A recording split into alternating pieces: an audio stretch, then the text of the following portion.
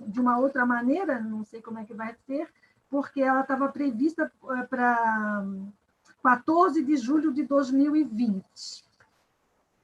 Então, é isso, são muitas exposições que acontecem. A pergunta que eu fiz é uma pergunta bem provocativa, que cada um de vocês vai poder se posicionar a partir da fala dessas duas convidadas, se é modismos ou percepções compartilhadas. Então, com a palavra agora, eu agradeço imensamente o aceito do convite das duas professoras e passo a palavra à professora Ana Lúcia Beck. Professora, por favor, o microfone é todo seu. Olá, obrigada a todas, todos. Muito obrigada a Rosângela e Thaís pelo convite para participar. Eu confesso que eu me surpreendi com o convite, porque eu tenho, né, a questão da produção de artistas mulheres, obviamente, é uma questão que me interessa, mas não é uma questão sobre a qual eu tenha feito pesquisas muito exaustivas. Mas, de qualquer maneira, é sempre bom receber esse convite para pensar um pouco mais sobre coisas que a gente, às vezes, não tira tempo para aprofundar um pouco, porque a gente acaba conseguindo também, né, ter um outro gás, um outro desejo, uma outra energia para pesquisar. Isso é muito bom, assim, acabou sendo uma oportunidade muito legal para mim pensar sobre isso. Bom, eu já estou como co-host, né, Thaís? Posso passar para a apresentação, então? Tá, deixa eu só...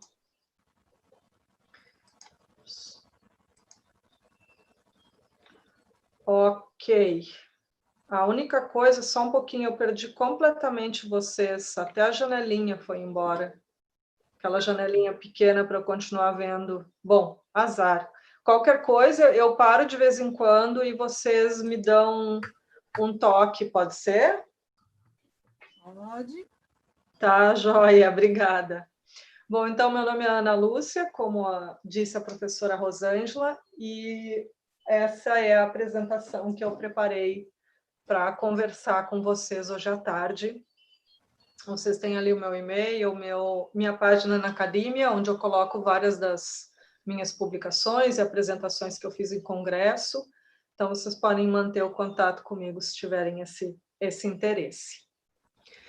A primeira exposição sobre a qual a gente vai falar foi das Guerrilla Girls, e aconteceu no MASP em 2017. Grande parte do material promocional foi feito em cima desse primeiro trabalho que vocês estão vendo aí, e, na verdade, essa é uma foto do próprio espaço expositivo, né? Por isso que vocês estão vendo a data 2017 duas vezes, porque isso é uma foto que eu tirei lá na exposição, e aí a gente começa a perceber que... Pois não? Eu não estou vendo a tua apresentação. Tu não está vendo o quê? A tua apresentação. Ai, desculpe, peraí. Mas então, o que eu fiz de errado? Peraí. Eu esqueci de pedir para compartilhar a tela. Então tá. Desculpe, pessoal. Peraí, só um pouquinho. O problema é que eu estou lutando com aquele negócio de que a gente... entendi. De que a gente não pode estar com uma tela em cima da outra na hora de fazer a apresentação. E como eu diminuí a tela do Zoom, eu não estou vendo... Não está aparecendo para mim, Andrei, o negocinho de pedir para compartilhar a tela. Eu tenho medo que se... Bom, eu vou tentar. Tudo de novo, vamos lá. Tem aquela história de uma janela que não pode estar em cima da outra janela. Eu consegui fazer isso. Agora como é que está agora? Deu?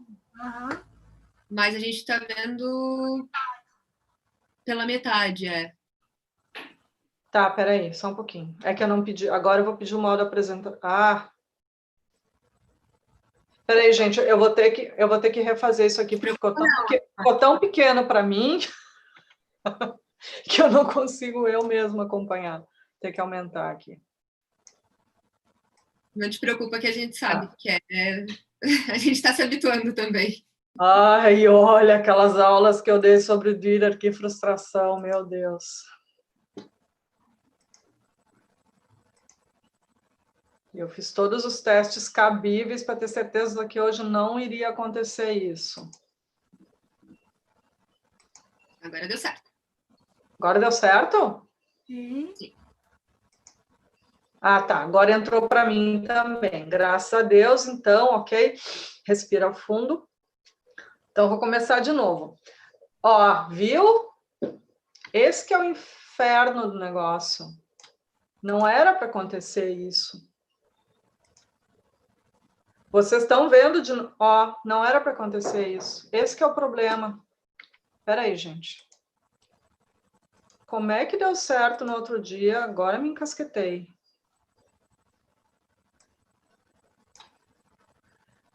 Eu acho que... Pra gente tá fazendo bonitinho. Ah, peraí. Agora consegui. Agora consegui.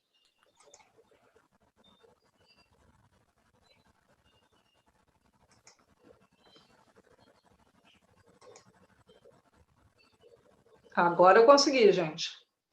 Agora não tá vendo aquela janelinha dizendo please move this window away. Tá. Om Namah Shivaya. Vamos embora. Então, voltando, essa é uma foto logo na entrada da exposição no MASP. E esse trabalho que vocês estão vendo, de fundo amarelo, foi um trabalho muito utilizado para fazer o marketing da exposição.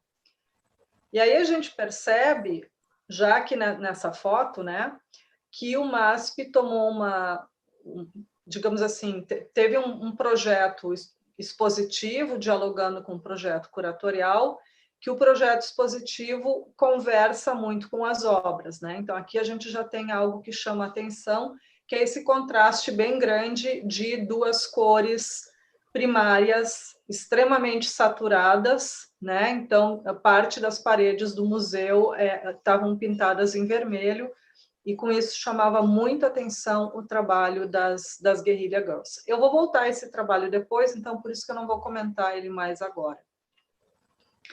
Aqui a gente tem justamente então uma visão de parte da exposição. Então, os trabalhos estavam principalmente nessas paredes principais do primeiro andar do subsolo do MASP, que é onde a gente tem essas duas escadas, né, que são mais como uma rampa, que são já pintadas em vermelho.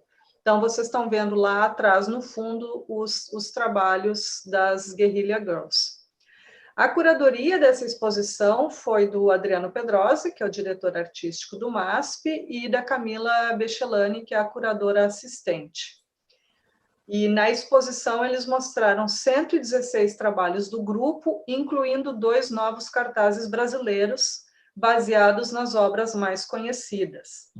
Esses 2 cartazes são justamente, quando vocês olham então para a parede vermelha, no fundo dessa imagem, vocês conseguem enxergar um cartaz que está maior em destaque, que é esse aqui que diz as vantagens de ser uma artista mulher. Tá? Então, esse cartaz e o que a gente viu anteriormente, esse aqui de fundo amarelo, foram, digamos assim, 2 trabalhos que foram produzidos em português, à semelhança do que elas normalmente fazem em inglês, especialmente para essa exposição. Muito embora, é claro, praticamente todo o trabalho delas foi traduzido para o português, então todos os cartazes estavam em português. Para situar um pouco, quem são as Guerrilla Girls?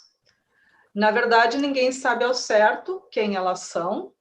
E não reparem, eu mantive a grafia original do nome delas em inglês, tá? Por isso que está Guerrilla com 2 L's e não com LH. Ninguém sabe ao certo quem elas são, porque uma das facetas do trabalho delas, que elas muito cedo escolheram, foi manter o anonimato. E elas são um grupo que se formou em 1985. Então, vejam, aí já tem uma questão interessante para a gente pensar, que é o tempo que levou até elas se tornarem mais conhecidas e mais vistas num país como o Brasil, né? Elas chegando aqui no Brasil em 2017, fica até parecendo, nossa, olha que trabalho contemporâneo. E aí a gente começa a pesquisar e se dá conta, nossa, elas estão trabalhando desde 1985, né? Lá já se vão quase 40 anos. E o grupo se formou em resposta a uma exposição que tinha sido realizada no ano anterior, justamente no MoMA, em Nova York, e era uma exposição com o título de Survey of Recent Painting and Sculpture, Panorama Internacional de Pinturas e Esculturas Recentes, com curadoria de Kynaston McShane, e era uma mostra que tinha incluído 165 artistas. E elas, as Guerrilla Girls, perceberam que desses 165 artistas, a representação de artistas mulheres era de apenas 13 artistas mulheres. Essa é uma informação que já tem no texto de apresentação do MASP.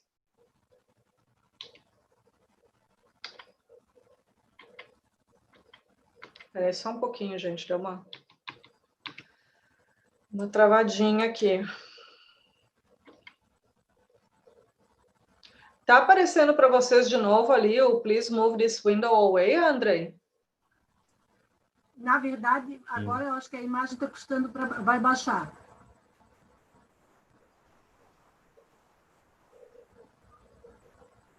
Entrou já o próximo?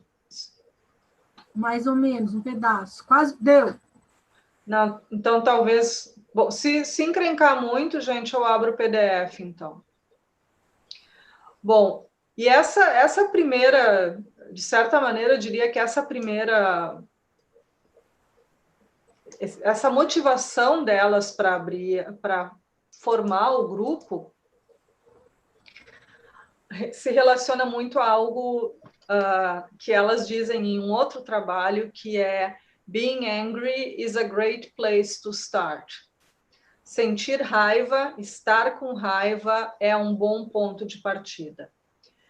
E essa é uma frase importante porque ela me parece diz muito da motivação das Guerrilla Girls no sentido de terem uma forma de colocar o trabalho que é realmente um pouco mais agressiva. Agressiva no sentido de ser muito... Não, talvez não agressiva, mas muito ativa, né?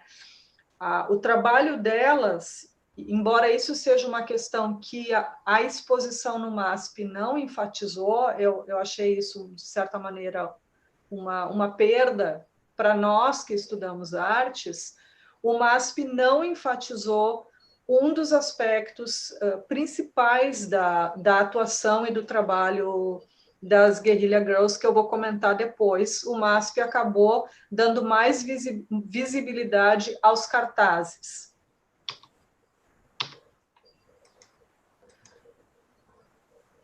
Bom, foi a próxima? Foi. Beleza.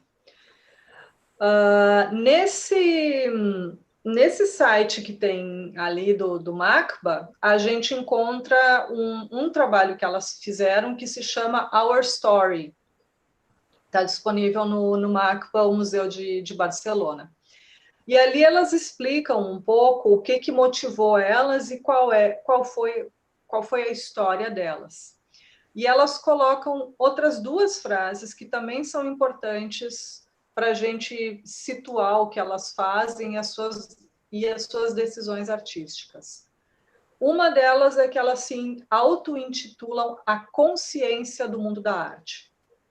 Então, aí a gente já vê uma faceta interessante do trabalho delas, que é o fato, e isso não ficou tão marcado no projeto curatorial do MASP, que é o fato de que elas se colocam como artistas mulheres que não vão apresentar simplesmente uma visão crítica com relação apenas à sociedade como um todo, mas elas vão ter um olhar também muito aguçado e muito cuidadoso para o próprio mundo da arte, para o próprio sistema artístico.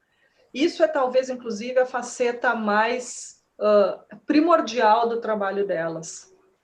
Isso eu estou frisando porque me interessa, porque eu vou costurar mais adiante. O outro aspecto é que elas também comentam de si, né, afirmam a respeito de si próprias, que as feministas podem ser engraçadas, o que é uma grande provocação, só que aí a gente começa a entender por onde a gente pode ler o fato de elas, por exemplo, se apresentarem sempre, em qualquer evento público, com máscaras de gorila sobre as suas faces, né? Então, já é um lembrete de que não é porque nós estamos lidando de maneira crítica com uma realidade que a gente tenha que perder a capacidade de sermos irônicas, de rirmos, e talvez, quem sabe, eu diria de usar a ironia como um mecanismo que te permite falar mais fundo, às vezes, sobre questões que são um pouquinho espinhosas, né? Porque a ironia te permite deixar algumas coisas no subtexto, o que é interessante. Então, elas explicam que as ações delas começaram, na verdade, com essa característica de ações, ou seja, de o grupo se reunir e pelas ruas de Nova York, em eventos artísticos, começarem a distribuir panfletos. A gente poderia pensar na coisa como panfletos, ou inclusive produzirem cartazes que começavam a fixar nos locais e nas ruas. Ou seja, todo esse material que vai chegar na exposição do MASP e que vai ser exposto no MASP numa parede, né, colados na parede, originalmente são produzidos para um outro tipo de contexto e para um outro tipo de ação. E justamente por uma ação que chega mais perto do público, né?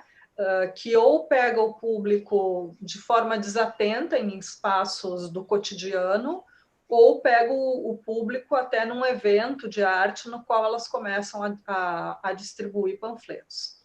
Além disso, nessa história delas, elas comentam algumas outras iniciativas que elas tiveram, que foi a produção de 2 livros de revisão da história da arte, um chamado Confessions of the Guerrilla Girls e o outro The Guerrilla Girls Bedside Companion. Ambos foram publicados em 1995. Não cheguei a ter contato com essas publicações, mas fiquei bem curiosa, porque aí a gente vê que elas estavam já propondo uma revisão da história da arte, né? Lá já se vão 25 anos. E elas também produziram alguns números de um boletim informativo que elas chamaram, de novo, ironicamente, é isso que é interessante. A ironia realmente vai ser muito utilizada por elas, um informativo chamado Hot Flashes. E para entender a ironia do nome desse informativo, vocês têm o link ali embaixo, se quiserem acessar, o guerrillagirls.com Hot Flashes. Hot Flashes é um trocadilho com 2 termos, né? Com flash, que é aquele estouro de luz, né? Como se tem o flash da máquina fotográfica, mas hot flashes também é o termo para aqueles calorões que são bem típicos de muitas mulheres terem como sintoma no período da menopausa e da pré-menopausa. Então, elas fazem um boletim informativo cujo nome brinca com essas 2 dimensões, essas 2 possibilidades de sentido da palavra. Bom, e aqui nós temos, então, um desses trabalhos que foi produzido especialmente para a exposição do MASP, que é esse trabalho de fundo amarelo com uma mulher nua com máscara de gorila na cabeça, no primeiro plano, e aí, contrastando com o fundo amarelo, nós temos alguns dados em informação verbal. E, na verdade, é um dado que vem provocativamente no formato de uma pergunta. E a pergunta é: as mulheres precisam estar nuas para entrar no Museu de Arte de São Paulo? Aqui já tem uma série de ironias e de questões, né? Até porque no português fica um pouco dúbio, assim, de que mulher tu está falando. Se tu está falando da mulher que é artista, se tu está falando da mulher que é público, ou se tu está falando da mulher que trabalha no sistema artístico, enfim. E a essa pergunta nós temos uma resposta, uma afirmação que traz um dado, e o dado é: apenas 6% dos artistas do acervo em exposição são mulheres, mas 60% dos nus são femininos. Estatísticas do Museu de Arte de São Paulo, 2017. Essa é uma outra faceta muito interessante do trabalho das Guerrilla Girls, que eu não sei se todo mundo sabe, mas é o fato de que o trabalho delas se estrutura efetivamente a partir de pesquisa. A partir de pesquisa nos museus, pesquisa dos acervos, pesquisa no sistema artístico. Então, esses dados que elas trazem nos cartazes, a gente pode confiar. Eles não são números criados aleatoriamente, pura e simplesmente para provocar um impacto.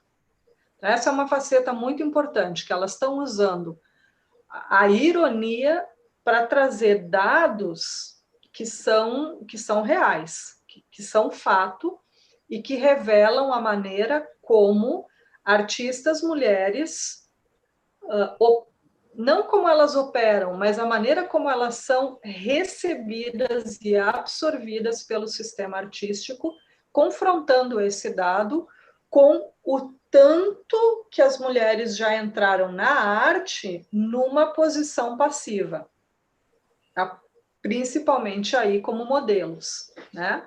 E aí a gente pode revisar toda a história da arte como personificação e alegoria da beleza, e aí ainda tem uma esteira de outras significações para as quais o corpo feminino, principalmente nu, vai ser utilizado.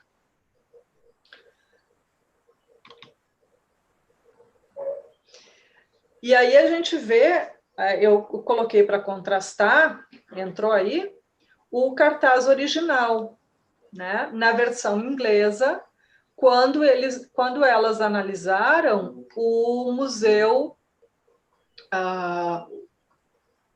o Metropolitan Museum de Nova York.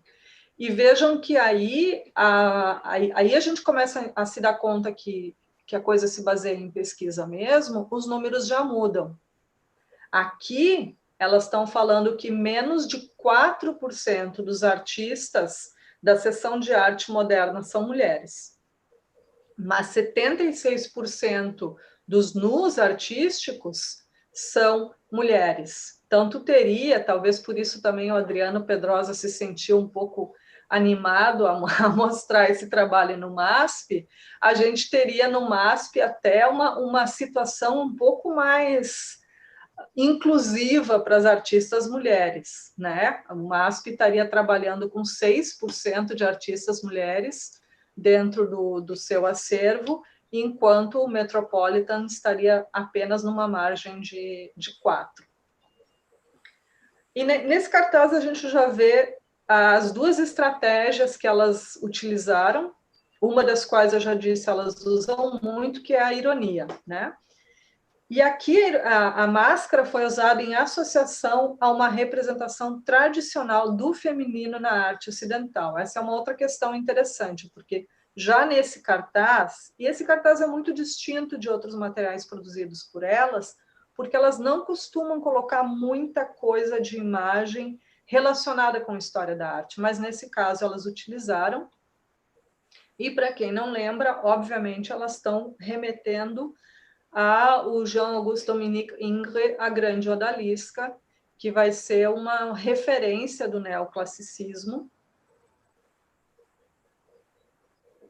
e também do orientalismo. Então, elas estão fazendo referência a uma obra basilar dentro da história da arte, considerando-se, inclusive, né, a importância que o nome do Ingres tem na história da arte europeia. E uma outra coisa que chama atenção nesse cartaz são outras estratégias que elas utilizam na maneira como elas apresentam seus trabalhos. Então, elas trabalham com uma linguagem que se aproxima da linguagem gráfica, né? Da linguagem de anúncios. Então, alto contraste e as letras têm muito destaque. Essa informação verbal que elas trazem tem muito destaque. A distribuição era feita pelas ações de fixação de cartazes em locais públicos. As frases, assim como muito material de propaganda, tem frases curtas e impactantes, e elas recuperam dados aferidos através de pesquisa. Isso lembra uma outra artista, para a gente ter assim uma referência, que até se tornou, já era bastante conhecida no Brasil na década de 90, que é a Bárbara Kruger. A Bárbara Kruger trabalhou com essa mesma... esse formato, digamos assim, de tirar partido da linguagem visual da propaganda para trazer questões de crítica social. E é interessante porque daí alguns trabalhos da Bárbara, inclusive, dialogam com algumas dessas questões que as Guerrilla Girls estão questionando, né? Um dos mais famosos é esse, que afirma que o seu corpo é um campo de batalha. Um trabalho como esse da Bárbara Kruger, por exemplo, ele teve um impacto, ele foi lido e recebido de uma forma tão positiva, né? E aí a gente vê que o público entende muito rapidamente o que está sendo sugerido num trabalho como esse, que ele acaba se tornando símbolo, acaba sendo utilizado em muitas marchas realizadas em Nova York, em Washington, nos Estados Unidos, marchas pelos direitos das mulheres, em discussões como, por exemplo, a questão do aborto. E aí a gente vê que questões como essa são questões que também são... As Guerrilla Girls também vão tocar nisso, tá? E aqui a gente está vendo que nem todos os cartazes que elas produzem foram traduzidos por português.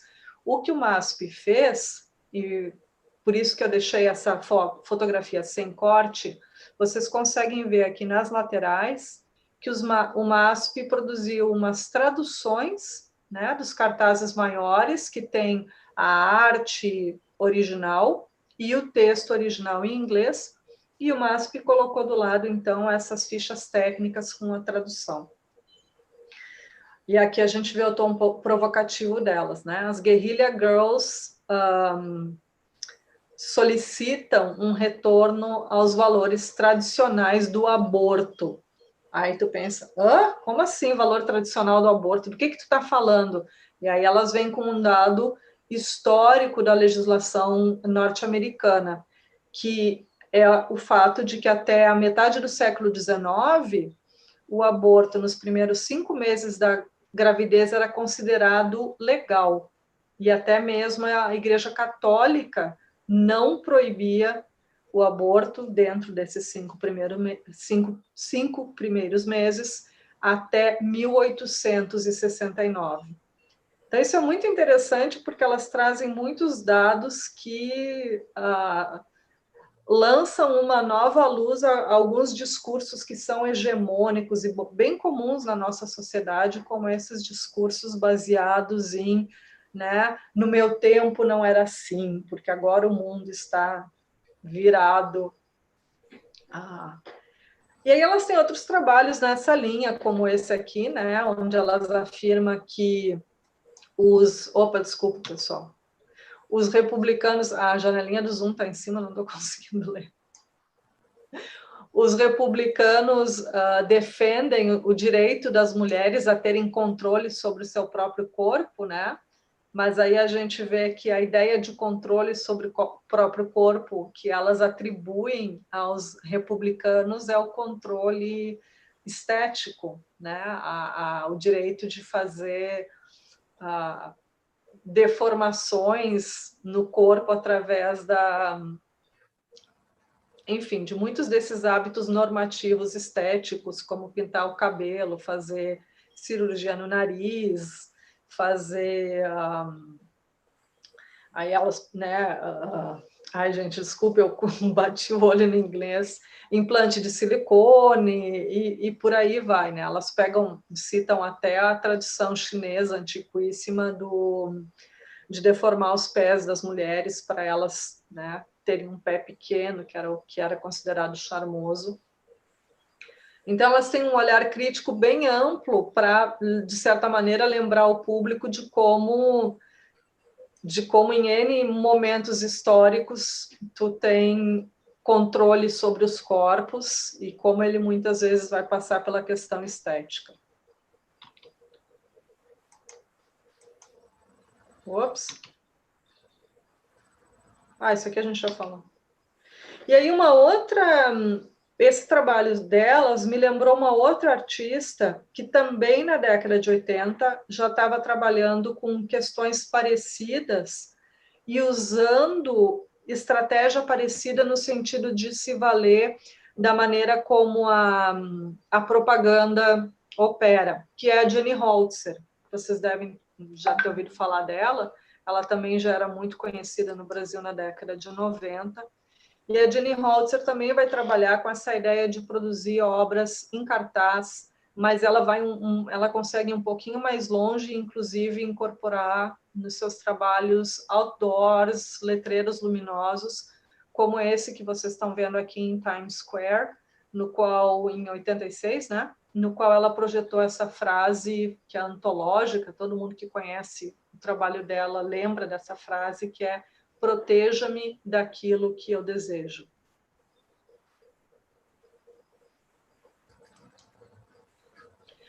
E aqui a gente vê um outro trabalho da Jenny Holzer sendo feito em 85, ou seja, na mesma época que as Guerrilla Girls estão começando, usando a mesma estratégia que as Guerrilla Girls também vão usar, que é fazer fazer panfletos, fazer cartazes, fazer adesivos, nos quais a questão da informação verbal é imprescindível. Eu acho esse um aspecto muito interessante. Teve uma época que eu estudei bastante a obra da Jenny Holzer e da Barbara Kruger em função disso, né? Como é que a gente pode pensar o fato de elas decidirem operar com informação verbal, usar frases e como elas trabalham essas frases. E a Jenny Holzer, no caso, vai fazer isso de uma maneira muito diversa e que em alguns momentos vai contrastar muito com as Guerrilla Girls, porque uma frase como a anterior que eu mostrei para vocês é extremamente poética. Ela tem sentidos muito amplos, né? A gente pode olhar ela de um ponto de vista mais objetivo, de me proteja, né, dentro dos meus relacionamentos, mas a gente pode pensar ela num sentido muito mais amplo também. E o que eu queria chamar a atenção nesse trabalho da Jenny Holzer é essa ideia que ela traz de que a gente deveria usar o que é dominante numa cultura para promover uma mudança rápida nessa mesma cultura. Se a gente entende essa frase, a gente percebe que o fato de elas estarem, dessas artistas, optarem por trabalhar com a linguagem da mídia, com a linguagem da propaganda, vem justamente dessa decisão de trabalhar com aquilo que é dominante na cultura. Ou seja, apesar de tu estar produzindo algo que é a arte, tu utilizar um modelo visual que tem um outro tipo de entrada para o público, porque já é um modelo visual dominante. E eu achei interessante que eu fiz da minha, né, fiz essa associação, porque eu lembrei da Jenny Holzer. Aqui tem um outro trabalho dela, ela é muito conhecida também pelos truísmos e pela série Survival. Nos truísmos, ela trabalha mais também com algumas poucas frases muito impactantes, como aquela Protect Me From What I Want. E no Survival, ela trabalha com umas narrativas um pouco mais extensas, que chegam a ser uns pequenos contos, assim, se quisermos, que são lindíssimos, que pegam muito a questão de sobrevivência de experiências traumáticas, de guerra, de violência, de lares com violência. É uma série belíssima, dolorida, mas muito, muito bonita. E, ai, desculpe, gente, eu esqueci de fechar o WhatsApp aqui antes de começar. Espero que esse barulhinho não esteja incomodando vocês. E eu achei interessante que eu recuperei da minha memória a Jenny Holzer, porque eu acabei descobrindo, preparando essa aula, que as próprias Guerrilla Girls, em 1985, produzem uma exposição num clube chamado Palladium, em Londres, na qual vão participar, elas vão convidar apenas artistas mulheres, e elas usam como material para fazer o cartaz de promoção da exposição justamente uma obra da Jenny Holzer, daquela série que eu falei para vocês antes, que é o que vocês estão vendo aqui nessa parte, né, cor-de-rosa do cartaz, que tem um texto. Então, isso é um trabalho da Jenny Holzer, que entrou nessa curadoria que as Guerrilla Girls fizeram. Então, aí a gente vê que certamente, que não é à toa que essas artistas estão trabalhando de formas semelhantes, porque elas, inclusive, se conhecem, se promovem.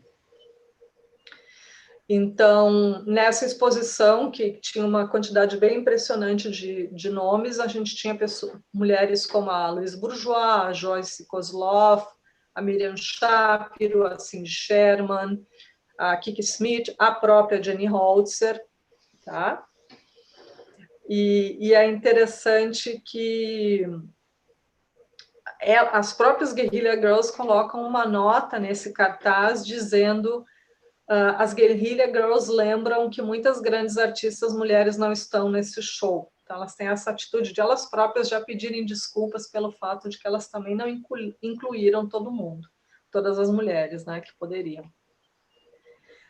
Aqui a gente tem alguns outros exemplos de trabalhos que tinha lá no MASP, então que pegam, a princípio parece que elas estão fazendo referência a uma questão mais ampla social, mas elas muitas vezes entram com dados sociais mais amplos para chegar no campo artístico, né? Então, imaginem vocês esses números aqui, de que as companhias de transporte público de Nova York seriam mais inclusivas do que as galerias de arte de Nova York.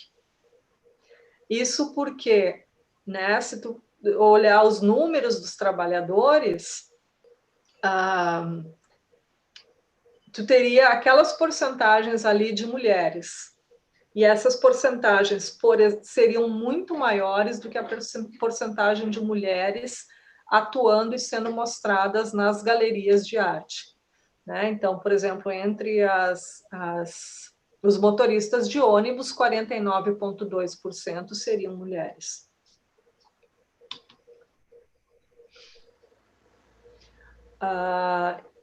E fica bem evidente que parece que o ponto crucial para elas é essa crítica ao próprio sistema artístico, e a gente vê isso num trabalho como esse, que se distingue dos outros, né, por ter a escrita manuscrita, no qual elas dizem: caro colecionador de arte, chamou-nos a atenção que a sua coleção, como muitas, não contém o suficiente de trabalhos assinados por mulheres.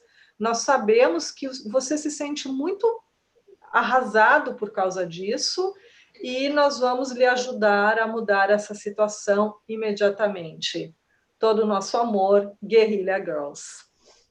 Então, na verdade, elas vão realmente dar umas belas cutucadas no sistema e eu tenho a impressão, claro, eu não consegui aprofundar muito a pesquisa, mas elas vão causar muito incômodo, porque também não vai ser toda a instituição que vai querer abrir as portas para elas, porque já começam a saber que no momento em que abrem as portas para elas, elas vão sair dali de dentro com dados e com informações e com números que, do ponto de vista de discussões hoje sobre representatividade das mulheres no campo social, não são nada bons para essas instituições, né? Não é um bom cartaz, como se diz. A definição das guerrilha girls do que é um hipócrita. O hipócrita é o colecionador de arte que compra arte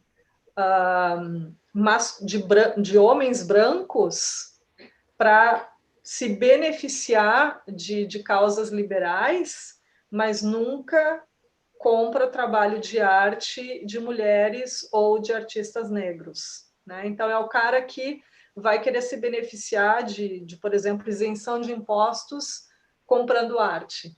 Mas aí, quando faz isso, só vai comprar arte feita por homens brancos. Então, é esse tipo de cutucada que elas dão no sistema. E esse é um dos trabalhos geniais delas. Eu imagino que todas as mulheres na plateia vão se identificar com ele, que elas produziram para a exposição em São Paulo, que são as vantagens de ser uma artista mulher. Eu não sei se vocês querem que eu leia todos os itens vantajosos da nossa carreira. Leio? Sim, Lena. Trabalhar sem a pressão de sucesso. Não ter que participar de exposições com homens. Poder escapar do mundo da arte em seus 4 trabalhos como freelancer. Saber que sua carreira pode decolar quando você tiver 80 anos. Sempre penso na Louise Bourgeois quando eu leio essa frase. Estar segura de que, independentemente do tipo de arte que você faz, será rotulada de feminina. Aqui já está o grande problema para a historiografia da arte. Não ficar presa à segurança de um cargo de professor. Não vou comentar essa. Ver as suas ideias tomarem vida no trabalho dos outros. Ter a oportunidade de escolher sua carreira ou a maternidade. Não ter que engasgar com aqueles charutos enormes, nem ter que pintar vestindo ternos italianos. Ter mais tempo para trabalhar quando seu homem lhe deixar por uma mulher mais nova. Ser incluído em versões revistas da história da arte. Não ter que passar pelo constrangimento de ser chamada de gênio. Ver sua foto em revistas de arte usando uma roupa de gorila. Cada uma dessas frases, gente, seria algumas horas de discussão sobre como nós mulheres percebemos, né, que se dá a nossa inserção no sistema artístico e o tipo de desafio que a gente enfrenta. E vejam vocês, esse trabalho é originalmente de 1988. Parece muito, muito contemporâneo, muito atual, mas, infelizmente, ele não parece atual porque ele seja recente. Ele parece atual porque o que a gente vê quando começa a olhar para esses trabalhos de mulheres da década de 70 e 80 é que as coisas ainda não mudaram socialmente tanto quanto a gente gostaria, e aí parece que essas frases continuam tendo exatamente o mesmo valor e o mesmo peso, se não ainda mais do que naquela época. E eu achei interessante que daí eu fazendo a pesquisa, isso eu acho muito bacana, assim, como o trabalho delas parece que tem um apelo nas novas gerações, mesmo entre quem não é da área das artes. Eu acho isso muito bacana, porque isso significa que elas estão tendo um bom alcance.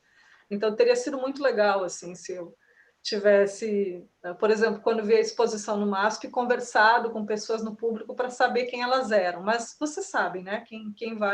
Quem costuma ver exposições em São Paulo sabe que São Paulo tem o público mais, eu acho que eclético do Brasil, né? A gente encontra todos os tipos de pessoas vendo uma exposição de arte em São Paulo. Não noto isso tanto em outros lugares do país. Então, uma menina, Letícia Cavano, que é da área da ciência, ela produziu um cartaz semelhante ao das Guerrilla Girls, falando sobre a vantagem de ser uma mulher nas artes, falando sobre as vantagens de ser uma mulher na ciência e na medicina, né? Então, vai mais ou menos na mesma linha, algumas frases são exatamente as mesmas, e aí a gente vê, né, que esse problema não é só de quem é artista, vários desses problemas e desafios continuam sendo pura e simplesmente de quem é mulher. A Letícia Cavano colocou isso ali no seu... Ela tem um blogzinho onde ela colocou isso. Aqui vocês estão vendo uma foto de uma exposição delas, elas em frente a um local onde elas fizeram uma exposição em Londres, e eu selecionei ela por causa desse cartaz que elas colocaram já na parte de fora do espaço expositivo, que é um cartaz na qual elas informam que elas pediram para 383 museus europeus responderem perguntas que elas tinham formulado sobre questões de diversidade. E somente 1/4 deles respondeu. Então, isso diz muito assim do medo, do temor que o trabalho delas tem provocado, me parece, nas instituições. Então, como eu tinha comentado antes, né, eu achei que essa exposição foi muito importante por trazê-las para o Brasil, por dar mais visibilidade para o trabalho delas e para as questões que elas levantam para um grande público, embora, no meu entender, o MASP tenha pecado um pouco por não ter enfatizado mais o quanto elas trabalham em forma de ação, né, e o quanto o trabalho delas se estrutura em pesquisa, e numa atitude bem combativa no sistema. Achei que isso podia ter sido complementado no projeto curatorial.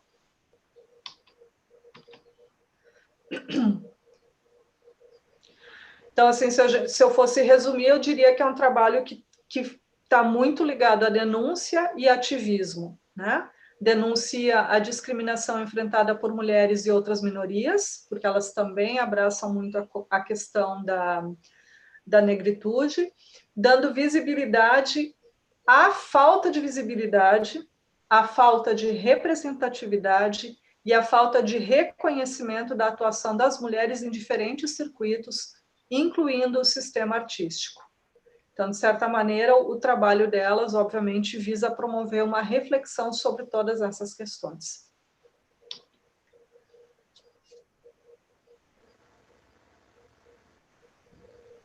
E com isso, eu teria encerrado a parte das Guerrilla Girls.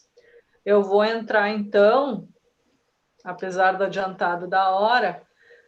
Rô, qualquer coisa tu me corta, tá? Sei lá o que fazer. Não vou fazer isso mesmo, estou adorando. Todo mundo está adorando, ninguém vai cortar, não.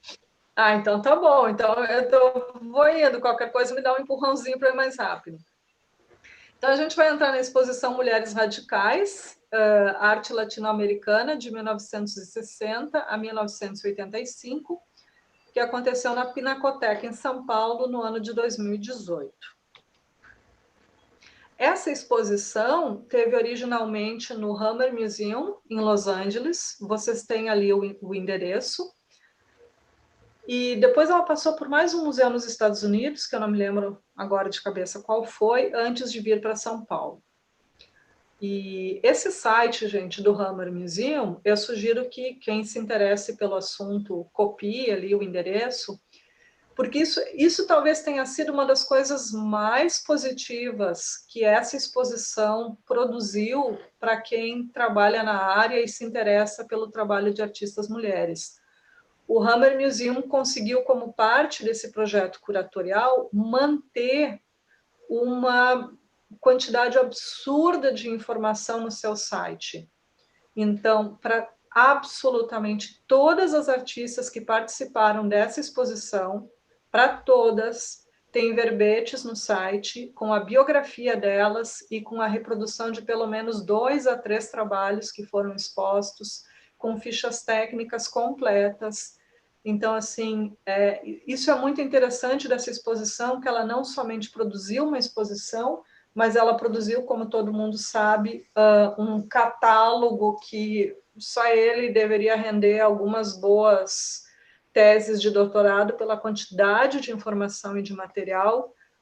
E, em contrapartida, tem esse aspecto social que eu acho maravilhoso, que é disponibilizar muito dessa informação nesse site, né? Que continua operando ainda hoje. Então, a curadoria da exposição foi da Cecília Fajardo Rio e da Andrea Guiunta, e foi resultado de 2 anos de pesquisa. E um aspecto muito interessante é que, na verdade, elas contaram com toda uma equipe de pesquisadores. Alô, curadores, fica a dica. A pesquisa foi feita por um conjunto muito grande de estudantes de artes da Austin University, no Texas. Então, tinha um corpo vasto de estudantes ajudando elas a fazerem esse verdadeiro mapeamento. Até porque, inicialmente, elas pretendiam trabalhar com um recorte cronológico muito mais amplo. Elas iriam chegar até o contemporâneo e começariam já em 1947. Só que, aí, depois desses 2 anos de pesquisa, pesquisando esse recorte cronológico maior, elas chegaram numa quantidade de mais de 300 artistas. E se deram conta que, desse jeito, a exposição ficaria inviável, elas não teriam condições.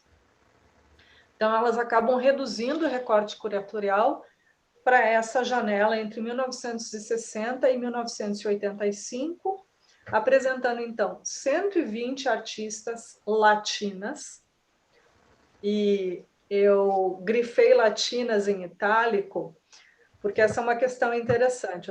Sempre que eu converso com alunos dos Estados Unidos, a gente fala sobre isso, que é o fato de que nós, aqui no Brasil, não nos vemos muito como latinos, né? A gente nem usa muito essa nomenclatura para nos pensarmos. E para o pensamento acadêmico americano, essa palavra é absolutamente imprescindível, né? Então, nós somos reconhecidos como latinos, nós somos os latinos.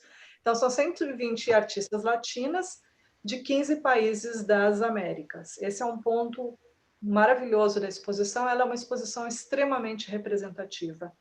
Se tu pensa na quantidade de artistas e na quantidade de países que foram contemplados, de certa maneira. Então, o primeiro objetivo da curadoria era fazer um levantamento histórico de trabalhos pioneiros que, segundo elas, teriam sido invisibilizados pela historiografia tradicional da arte. Mas, ao mesmo tempo, elas queriam considerar tanto artistas conhecidas como artistas desconhecidas. Como a gente está falando mais da questão da exposição, eu não vou entrar muitos nos detalhes sobre as artistas, mas eu vou justamente ir pincelando esses comentários sobre a exposição, colocando em paralelo as imagens das artistas, para já vocês terem uma noção de que tipos de artistas, que artistas foram aparecendo. Desculpem o tipos aí na frase, estava totalmente fora de lugar. Então, esse é um aspecto muito, muito interessante da exposição, que justamente é uma mescla de artistas conhecidas e desconhecidas. Eu citaria, entre algumas das mais conhecidas, então, justamente a Liliana Maresca, da Argentina. E elas vão usar esse nome, né, Radical Women, Mulheres Radicais, como título da mostra, porque elas vão identificar, nesse período de 1960 a 1985, um radicalismo. Como é que as curadoras consideram esse radicalismo? Por que elas pensam em termos de radicalismo? Quando elas usam o termo radicalismo, elas estão pensando em 2 aspectos. Um, que é o caráter pioneiro das mídias. E o outro, que é o tipo de discussão de cunho feminista que os trabalhos estão propondo. Qual é a observação com relação ao caráter pioneiro das mídias? A gente está olhando artistas que estão, né, trabalhos que já aparecem no início da década de 70, que estão operando com mídias que estão bem em voga naquele momento. Então, tu tem muito trabalho que é conceitual, portanto, o registro é muitas vezes através de fotografia. Tu tem muito trabalho de ação performática ou de que tu poderia até discutir em termos de land art, né? E tu tem muito uso da máquina, do registro fotográfico da ação, da performance, do acontecimento, ou a filmagem, né, dessa performance, desse acontecimento, como maneira de mostrar e dar visibilidade ao trabalho. E do ponto de vista, obviamente, das curadoras, isso significa que essas artistas estão trabalhando com as linguagens que estão em voga já na década de 70 e até antes, às vezes. Então, esse é o caso da Ana Mendieta, que é uma outra artista muito conhecida. E aí, é uma pena que eu, pessoalmente, não consegui ver essa exposição, mas pelo que eu estudei do catálogo e do site, me parece que eles tiveram um trabalho muito grande para realmente digitalizar todos os filmes, né? Todos os trabalhos em vídeo, que eram em Super 8 ou 16 milímetros. Então, eles converteram em formatos digital. Esses vídeos, com certeza, estavam presentes na mostra como vídeos, mas daí eles entram no catálogo e no site como essas fotografias, como vocês estão vendo aqui, que são alguns, né, stills de alguns frames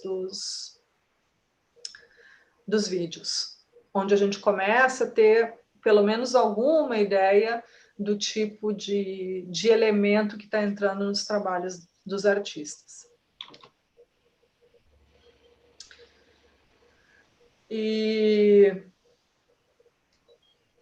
a outra questão, eu falei para vocês, era o fato das curadoras considerarem radical essas artistas estarem apresentando trabalhos que entrariam num debate sobre arte feminista. E eu achei importante trazer essa observação delas, quando elas dizem que o ato de se chamar uma artista, como as que vieram antes de nós, de feminista ou ativista, é extremamente significativo no mundo de hoje, que preferiria nos ver mortas, desaparecidas, escravizadas ou submissas. Os legados das artistas da década de 1970 estão vivos no presente. Isso é evidente em coletivos de arte feministas, no trabalho individual de muitos artistas e em organizações de arte feministas. Existem mais de 100 artistas e grupos de artistas que compõem o cenário artístico feminista latino-americano hoje em dia. E nós sabemos que é muito, muito, muito mais do que isso, né? Mas eu achei essa observação da curadoria importante, porque ela depõe no sentido daquilo que a gente vinha comentando antes, né? De como muita coisa ainda não mudou e, portanto, muitas questões que essas artistas estavam levantando na década de 70 ainda repercutem, né? E elas, de certa maneira, já estavam lidando com isso no momento em que talvez até se tivesse muito menos aceitação social para abordar algumas dessas questões. E nesse sentido, daí eu concordaria com as curadoras, isso é de fato muito pioneiro, né? E aí, gente, foi extremamente difícil para mim fazer um recorte, uma seleção de coisas para falar dessa exposição, porque realmente é uma exposição muito diversa. Tem uma quantidade muito grande de artistas, uma quantidade muito, muito grande de propostas, né? Tem uma variedade muito grande de mídias e propostas, mas a gente nota que prevalece essa produção de registro de performances com fotografias. O que é bom, porque daí a gente consegue ter as fotografias para mostrar e para discutir. Então, uma outra artista mais conhecida, latino-americana, que participou da mostra é a Marta Minujín. E vejam vocês aqui que a gente está vendo um trabalho dela de 1965, chamado Lendo as Notícias. E aí a gente percebe, né, que aquele elemento da ironia a qual as Guerrilla Girls fazem menção já estava aparecendo aqui também em trabalhos da década de 60. Eu, pelo menos, achei esse trabalho extremamente irônico. Entre as brasileiras, tivemos uma representatividade muito interessante de brasileiras. É claro que nós tivemos alguns nomes muito conhecidos, né, como a Lígia Pape. Então, dela tinha, entre outros, esse trabalho O Ovo, que é em 8 milímetros. Nós tivemos a Lígia Clark, interessantemente, justamente com uma obra, né, que é mais essa parte da documentação das performances, no qual a Lígia Clark estava lidando com as questões de percepção e do corpo, e não aqueles trabalhos mais conhecidos dela, né, do período mais do concretismo. Uma outra artista brasileira mais conhecida que participou foi a Regina Silveira, com esse trabalho de arte que eu também achei, de fotografia, que eu também achei tem uma dose interessante de ironia. E aí as curadoras decidiram que o que iria determinar o conjunto de obras e artistas que participariam seria um conceito, né? Então elas elegeram um foco conceitual. E esse foco conceitual seria o corpo político. O que significa que as curadoras consideram que esse período de 1960 a 1985 corresponde a uma virada radical na iconografia do corpo. Segundo elas, as obras produzidas pelas artistas apresentadas em Mulheres Radicais propõem um corpo diferente, um corpo pesquisado e redescoberto, profundamente ligado à situação política em grande parte do continente da época, especificamente nos muitos países governados por governos autoritários que buscavam controlar comportamentos, pensamentos e corpos. Então, essa é uma questão até, eu diria, muito interessante, que elas decidiram chamar a atenção, pensar em como o corpo vai aparecer nas obras de arte de muitas dessas mulheres nesse período, até mesmo muitas vezes como um elemento metafórico que vai permitir burlar um certo regime de controle, mas o quanto eles também estão falando dessa questão do controle sobre o próprio corpo, né? Até considero que em matéria de Brasil a gente ainda tem muito a investigar, né, do quanto as obras desse período das mulheres podem e devem e de que maneira poderiam ser lidas em função da nossa situação política, né, de estarmos sob um governo militar, sob uma ditadura. Mas quando a gente começa a ver algumas coisas que foram produzidas, e quem viveu um pouco desse período autoritário vai se identificar com isso, em alguns momentos a gente se depara com algumas obras que a gente pensa, nossa, a pessoa fez isso naquela época, puxa vida, né? Só nessa decisão de produção de alguns desses trabalhos com essas características naquele período, só isso a gente já poderia entender, acredito eu, como uma virada radical na iconografia do corpo. Agora, sobretudo, eu entendo que pensar em termos de uma virada radical na iconografia do corpo está justamente ligado àquilo que a gente viu as Guerrilla Girls fazerem quando elas pegam o corpo nu da pintura do Ingres, né, e subvertem para um contexto completamente diferente nos seus próprios cartazes.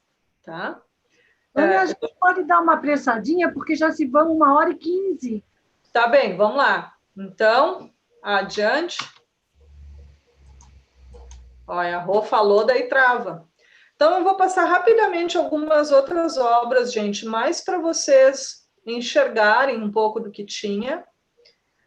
Tá? Então, elas explicam um pouquinho o que é a questão do corpo político, né? Então, elas entendem que tem temas em torno dos quais a exposição é organizada, o autorretrato, a relação entre corpo e paisagem, o mapeamento do corpo, o erótico, o poder das palavras, o corpo performativo, a resistência e o medo, os feminismos, os lugares sociais, servem para tornar visíveis as preocupações compartilhadas dos artistas em uma vasta região geográfica. Então, eu vou mostrar agora para vocês uma sequência de artistas, muito rapidamente, é mais para vocês terem o índice de que tipo de trabalho se associa de uma maneira mais direta a essa ideia de corpo, e muitas delas daí vão remeter a essa questão da violência, que a gente sabe, né? No Brasil ela é extremamente expressiva e é assim também em vários outros países latinos. Por isso que eu trouxe esse dado aqui, mas eu não vou ler ele agora. E esses gráficos que mostram a ascensão da violência doméstica em São Paulo entre 2009 e 2016, que são gráficos que, na verdade, mostram o quanto a violência contra a mulher acontece, sobretudo, dentro de casa. Como ela é uma violência perpetrada não pelo estranho, mas pelo homem que convive contigo, que é o que torna tudo, eu acho que, mais aterrorizante, mais complicado. E aí a gente vê que isso que está sendo tocado nessa exposição remete também a alguns trabalhos da Guerrilla Girls, né? Como essa aqui, na qual elas justamente colocam lado a lado o Carl Andre, que foi casado com a Ana Mendieta, e o O.J. Simpson, dois homens que chegaram a ser indiciados, né, por supostamente terem matado as suas esposas, a Ana Mendieta e a esposa do O.J. Simpson, respectivamente. E aí a gente entende também como, mesmo em questões de violência sexual, as Guerrilla Girls vão tocar nos problemas dentro do sistema artístico, né? Então, elas têm esse trabalho aqui que é bem interessante, que são 3 maneiras diferentes de tu citar um artista quando ele é um predador sexual. Então, elas apresentam 3 textos diferentes. O texto que foi escrito para agradar o cara que doou o trabalho, o texto que foi escrito pelo museu que não está querendo entrar em conflito e o texto que elas, Guerrilla Girls, escreveriam sobre esse artista. Né? Então, são 3 textos diferentes para apresentar o mesmo artista.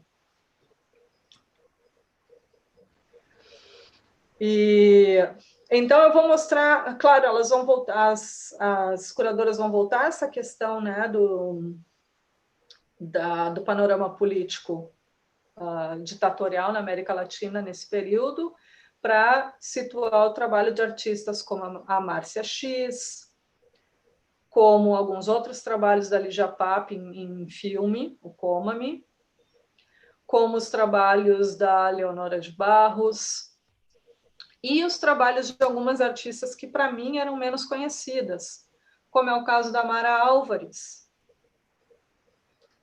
num trabalho da década de 70. E o trágico, e foi por isso que eu selecionei alguns desses trabalhos e selecionei a Mara especialmente, a Mara foi professora no Instituto de Artes da URGS na época em que eu era aluna. Eu não tomei conhecimento de um trabalho como esse, feito por ela 20 anos antes, quando eu estudei no Instituto de Artes da URGS. Eu vim conhecer esse trabalho quando eu vi a exposição Mulheres Radicais, quando eu vi o catálogo, que me foi dado, inclusive, pela filha da Mara Álvares, que é minha amiga.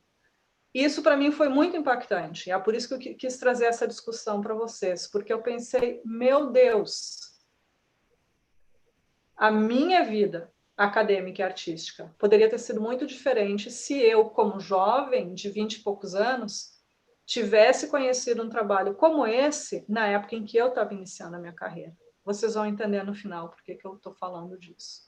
Tem esse outro trabalho aqui dela, da série Andando Sônia.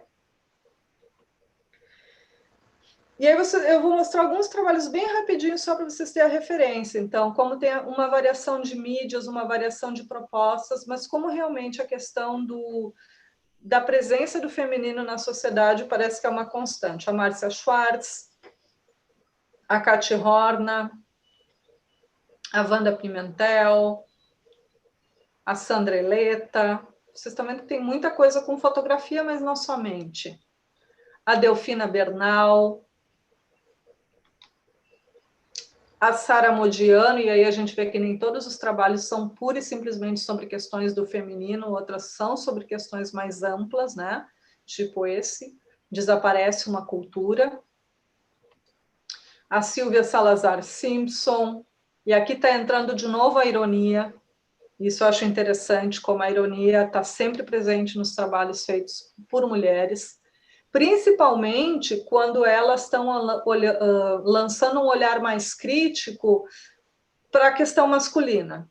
São os trabalhos para nós, como mulheres, desculpe, meninos da plateia, mas são divertidíssimos para a gente olhar, eu acho que vocês vão concordar comigo, porque eles justamente parece que falam de algumas coisas que são óbvias, mas é difícil de falar sobre elas, como é o caso aqui da Victoria Cabezas.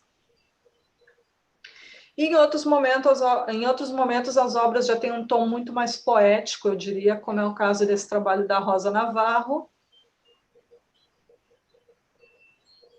E em outros tem um caráter muito ambíguo, como esse outro trabalho da Márcia X. Quando eu mostro esse trabalho para os meus alunos que são americanos, é interessante porque, para nós, a analogia aqui é muito fácil, para eles não. Né? Porque tu tem que entender o contexto do leite condensado na sociedade brasileira e na sexualidade brasileira para entender o que a Márcia está tocando nesse trabalho. E eu achei interessante que as questões que essas mulheres radicais levantam, eu acredito que elas realmente nos dão um pano de fundo e uma base para a gente pensar com muito mais profundidade trabalhos mais contemporâneos, como é o caso da Berna Reale. Eu lembrei imediatamente dela. Então, essa exposição, ela nos permite, né, investigar um pouco mais essa exposição e a produção dessas mulheres, nos permite repensar a relação entre as artistas mulheres e a visibilidade. E é com essa questão da visibilidade, em 5 minutos, eu prometo, Rosângela, que eu quero terminar. Só para finalizar, eu chamei a atenção para algumas operações poéticas que ficam bem evidentes nos trabalhos incluídos nessa exposição. Ações performáticas, crítica, denúncia, muitas vezes com imagens de muito impacto, ironia, poesia e uso de metáforas. Esses trabalhos evidenciam uma visão crítica e questionadora sobre o lugar social e a condição das mulheres. E aí, quando eu digo condição, eu quero me referir a ser, ver e ser vista, e como essas três se intercambiam e se interconectam. Algo que dialoga muito com essa série. Obviamente, esses trabalhos não estavam na exposição, mas achei interessante trazer só para a gente ver como uma coisa repercute na outra. Esse trabalho do ano passado, da Berna Reale, em fotografia, que a gente vê com completos outros olhos quando a gente entende essa tradição de artistas mulheres e as questões que elas vinham abordando. Mas eu queria chamar a atenção para um documentário que foi há pouco lançado no Netflix, que se chama Jeffrey Epstein, que é todo um documentário sobre uma questão de um processo por violência sexual contra um magnata norte-americano. E nesse documentário aparece uma questão interessante, que é o fato de, nos Estados Unidos, não se referirem mais às vítimas de assédio sexual ou de violência sexual como vítimas, mas a opção que a jurisprudência está tendo lá de se referir às pessoas que passaram por esse tipo de situação como sobreviventes, mudando a nomenclatura. E promovendo que as pessoas que passaram por isso se pensem como sobreviventes e não como vítimas. Por que eu quero trazer isso para finalizar? Porque, assim, para complementar isso, eu sugiro muito a leitura do Alberto Manguel, de um livro chamado Lendo Imagens, uma história de amor e ódio, principalmente em função de 2 capítulos que o Alberto Manguel escreve, num livro que ele lança em 2001 e que passa batido e despercebido por muita gente que trabalha com questão de produção feminina, que são os capítulos nos quais ele nos apresenta a Tina Modotti e também a Dora Maar. A Dora Maar, que inclusive, né, ambas artistas que muito pouco conhecidas, que não entraram para a história como artistas, mas que entraram muito mais como é o caso da Dora Maar, de a amante do Pablo Picasso, né? E no caso da relação entre o Pablo Picasso e a Dora Maar, o Manguel, inclusive, levanta a questão de como o Pablo Picasso criava situações de violência psicológica com a Dora, para que a Dora começasse a chorar, para que aí ele desenhasse. Então, segundo o Alberto Manguel, são os momentos explícitos de violência emocional que o Picasso impõe à Dora que permitem a ele produzir Guernica.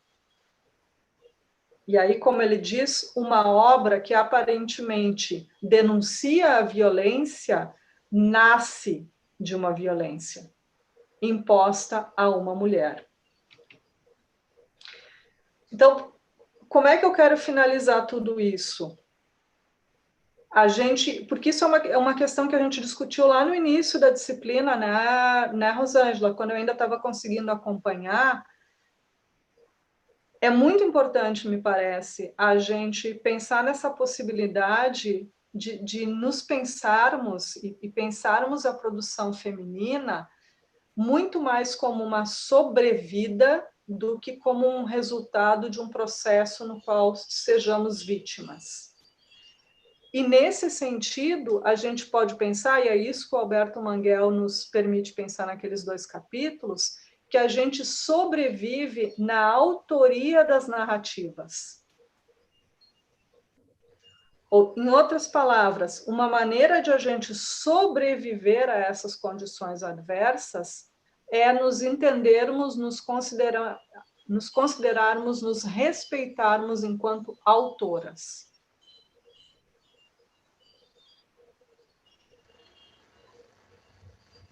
Aí nós poderíamos ser, como dizem as Guerrilla Girls, mulheres que fazem história da arte. Porque dizer que uma artista é feminista é apenas o começo do trabalho da história e da crítica de arte. Isso é o que essa exposição das Guerrilla Girls melhor nos mostram. Dizer que uma artista é feminista ou que uma produção é feminista é colocar uma etiqueta que está só situando no tempo e no espaço, mas tem aí uma seara enorme de trabalhos, pelo menos dos últimos quase 200 anos, e muito mais do que isso, vocês viram isso na disciplina com a Rosângela, que tem que ser revistos e que tem que ser repensados para a gente entender que questões, enquanto autoras, as mulheres estão colocando na sua produção. Era isso, gente. Muito obrigada.